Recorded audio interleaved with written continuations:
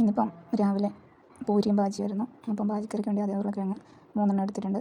ഒരു വലിയ ഉള്ളിയും 3 പച്ചമുളകും ആവശ്യത്തിന് ഉപ്പും മഞ്ഞൾപ്പൊടിയും ചേർത്തൊന്ന് 2-3 വിസിൽ വേവിക്കുന്നുണ്ട്. പിന്നെ ഇതിലോട്ട് പൂരി ഉണ്ടാക്കാൻ ആട്ടപ്പൊടിയും 1 ഗ്ലാസ്സാണ് ഞാൻ ആട്ടപ്പൊടി എടുത്തിരിക്കുന്നത്.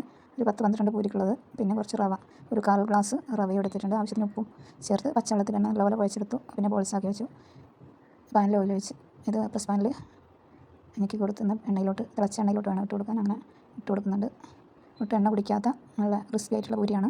റവയും കൂടി ഇട്ടാൽ നല്ല ക്രിസ്പി ആയിട്ടുള്ള പൂരി കിട്ടും. ചൂടോടെ തന്നെ കഴിച്ചാലാണ് നല്ലത്.